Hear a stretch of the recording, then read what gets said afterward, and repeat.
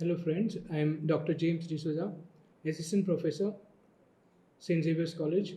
In this module, the title of the module is Preservation and Maintenance of Microbial Culture. Module name is Preservation of Microbial Culture 1. Now this unit is from paper Microbiology and Plant Pathology. Outline of the module. Here, concept of culture preservation is studied. Beside this, preservation of microbial culture through subculturing and lyophilization is explained. Here, students will able to explain the need for preservation for microbial culture, and they will also able to describe different methods of culture preservation. Now, first we need to know what is microbial culture. It is a technique which is used to multiply microorganisms by letting them to reproduce in predetermined culture medium under controlled lab conditions. Now, this microorganism can be used as a research tool in various fields such as molecular biology. Next concept is preservation. Preservation is maintaining pure culture for extended periods in viable condition without genetic change. Now, during this preservation, microbial growth is stopped or the growth rate is lowered. Otherwise, toxic chemicals will accumulate and viability of microorganism will be affected. Now, what is the need for preserving cultures? To maintain pure cultures for extended period in viable condition, to avoid contamination, and to restrict genetic change. Now, there are four major methods of preservation of culture. Now, in this module, we will be discussing two methods, that is periodic transfer to fresh medium, which is also called as subculturing. Second method is lyophilization, which is also called as freeze drying. Coming to the first method, that is subculturing. Here, microorganism is grown on culture media on a plate or a slants. Now, these cultures are incubated at specific temperature depending upon selected microorganism. This culture can be stored in refrigerator. After storing at certain intervals depending upon the type of organism, these cultures are subcultured into fresh medium.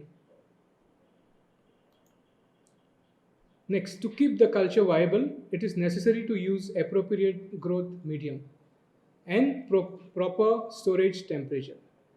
Beside this, there are other factors which we need to consider when we are working with microbial culture. The first one, the media should be solid. We can't use liquid media because in liquid medium, it is prone to contamination. Second, the sealing of culture tubes should be proper. Just cotton plug sealing will not work. On top of cotton plug, we have to apply paraffin tape so that risk of contamination is avoided. Coming to medium preparation, this media can be prepared in different ways. Suppose if you are using slants, media is prepared differently. If you are using petri plates, it is prepared differently. Okay, in one method, all the ingredients are added first and then agar is added and autoclaved. In other method, only agar is added first, boiled, later on all ingredients are added. Now, depending upon your choice or the species, the media selection is done. Now, what are the requirements which are needed to subculturing method? First, we need microorganism. We can select any microorganism based on function, based on specification. Then we need inoculation loop, which is nothing but small metal needle-like structure. Then we need media, either solid or liquid, and we need burner or spirit lamp. Now we will see how this inoculation is done on agar slant. First, before starting with agar, we have to label the agar slant. Then you have to sterilize the inoculation loop. By using loop, take mother culture and transfer it onto the agar slant. Then you have to start streaking. While doing streaking, you should start streaking at the base and then you have to come at the top. Okay. After that, you have to incubate the slime for 37 degrees Celsius for 24 degrees Celsius to 48 hours. Now, what are the disadvantages? Now, repeated subculturing is time consuming. Also, there is difficulty in maintaining large number of pure culture. Also, risk of contamination is also high.